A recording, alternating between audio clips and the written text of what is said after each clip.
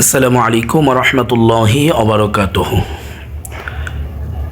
দেশ ও দেশের বাহির থেকে যারা আমাদের কোরআন শিক্ষা কোর্সটি দেখছেন সকলকে জানাই আন্তরিক শুভেচ্ছা অভিনন্দন।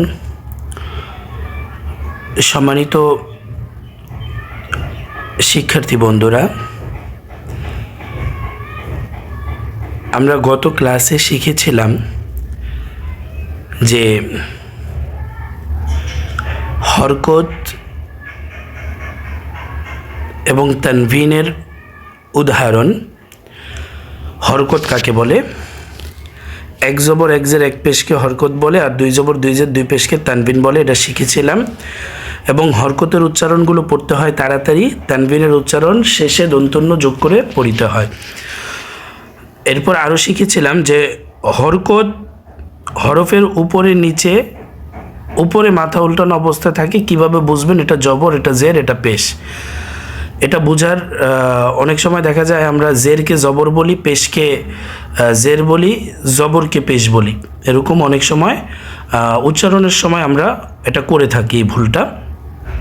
তো সম্মানিত দর্শক ও শ্রোতা, আমরা গত ক্লাসে যে টেকনিকটা শিখেছিলাম যে যদি হরফের উপরে হরকত থাকে, এই যে হরফের উপরে যে হরকতটা আছে, যেটা আমি মার্ক করতেছি, যে হরফের উপরে যে হরকতটা আছে এটাকে বলে জবর। হরফের উপরে হরকত থাকলে কি হয়? জবর। হরফের নিচে হরকত থাকলে হয় জের। আর হরফের উপরে যদি হরকতের মাথাটা উল্টানো থাকে তাহলে সেটা হলো পেশ। তাহলে বোঝার জন্য, একেবারে সহজে বোঝার জন্য, যে হরফের উপরে হরকত থাকলে জবর, হরফের নিচে হরকত থাকলে জের, হরফের উপরে হরকতের মাথা উল্টানো থাকলে পেশ। তো এই যে হরফের উপরে যে হরকত থাকে এটাকে জবর বলে, এটাকে আকার করে পড়িতে হয়।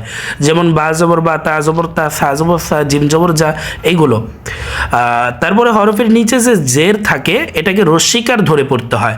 যেমন বাজের বি, তাজের তি, সাজের সি, জিমজের জি, হাজের হাই। এবং হরফের উপরে হরকতের মাথা যে উল্টানো আছে এটাকে রস্যকার ধরে পড়তে হয়। এই পেশটাকে রস্যকার ধরে পড়তে হয়। যেমন বা পেশ বু, তা পেশ তো, সা পেশ সো, জিম পেশ জো, এরকম। আর তানভিন তো আপনারা বুঝতেই পেরেছেন যে এটা বুঝতে পারলে এটা বুঝতে পারা সহজ। যদি দুই জবর দুই জের দুই পেশ থাকে তাহলে এটাকে তানভিন বলে। তানভিনের উচ্চারণগুলো শেষে দন্তন্য যোগ হয়। যেমন বা দুই জবর বান, তা দুই জবর তান, সা দুই জবর সান, জিম দুই জবর জান, মানে শেষে দন্তন্য থাকবেই তানভিনের উচ্চারণে। তো সম্মানিত দর্শক ও শ্রোতা, আমার প্রিয় শিক্ষার্থী বন্ধুরা, আমরা আজকে যে ক্লাসটি করব সেটি হলো জজম আর তাজদিদ। জজম আর তাজদিদ। জজম কি এবং তাজদিদ কি? জজম কি এবং তাজদিদ কি? তো দেখেন, জজমের চিহ্ন তিন ধরনের হতে পারে। কোরআন শরীফের বিভিন্ন প্রকাশনী ভেদে আপনার জজমের চিহ্ন হয়। বিশেষ করে হাফিজি কোরআন শরীফে এই চিহ্নগুলো থাকে জজমের ক্ষেত্রে। তাহলে আর অন্যান্য কোরআন শরীফে এই চিহ্নগুলো থাকে, মাঝে মধ্যে কোনো কোনো কোরআন শরীফে এই চিহ্ন থাকে। তো দেখেন যে জজমের চিহ্ন হলো তিনটি। জজমের চিহ্ন কয়টি? তিনটি। জজমের চিহ্ন কয়টি? তিনটি। জজমের চিহ্ন কয়টি? তিনটি। এই যে একটি চিহ্ন, এই যে একটি চিহ্ন, এই যে একটি চিহ্ন, এটা আপনাদের বুঝে নিতে হবে। এই যে একটি চিহ্ন, এই যে একটি চিহ্ন, এই যে একটি চিহ্ন। আচ্ছা, জজম কাকে বলে? যে চিহ্নের কারণে, কথাটা মনোযোগ দিয়ে শ্রবণ করবেন, যে চিহ্নের কারণে কোনো হরফ, যেই চিহ্নগুলোর কারণে কোনো হরফ একবার উচ্চারিত হয় বা একবার পড়া যায় তাহলে তাকে জজম বলে। তো জজম কাকে বলে? যে চিহ্নের কারণে কোনো হরফ একবার উচ্চারিত হয় বা একবার পড়া যায় তাকে জজম বলে। জজমওয়ালা হরফ একবার পড়া যায়। জজমওয়ালা হরফ কয়বার পড়া যায়? একবার পড়া যায়। যেমন হামজার সাথে, এখানে হামজার উপরে জবর আছে, এই যে আলিফের উপরে জবর আছে, আলিফের উপরে যখন জবর থাকে তাহলে আলিফ তখন হামজা হয়ে যায়।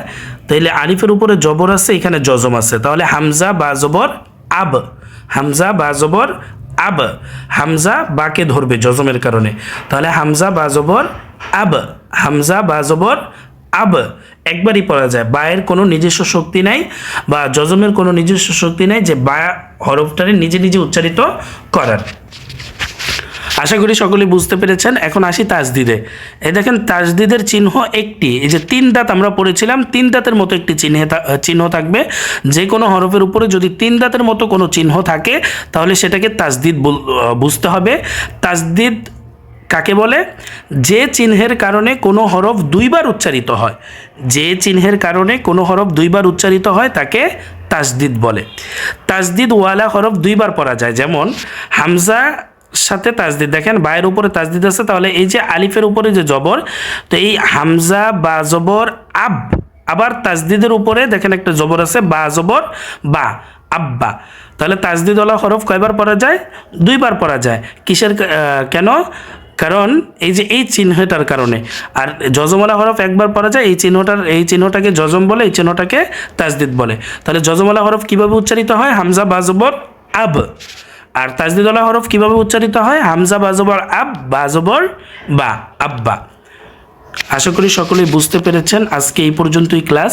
আপনারা যদি কেউ না বুঝেন তাহলে কমেন্টে অবশ্যই কমেন্ট করবেন, এবং কালকে থেকে আমরা ইনশাল্লাহ যথারীতিভাবে কায়দা যেভাবে পড়াইছিলাম, যেখানে শেষ করেছিলাম, তারপরের পৃষ্ঠা থেকে আমরা যথারীতি কায়দাটা ইনশাল্লাহ শেষ করব। এটা আপনাদের শেখানোর উদ্দেশ্য হলো যে জবর, জের, পেশ, হরকত, তানবিন, জজম, তাজদিদ এগুলা চেনার জন্য আপনাদেরকে এইভাবে পড়ানো হয়েছে।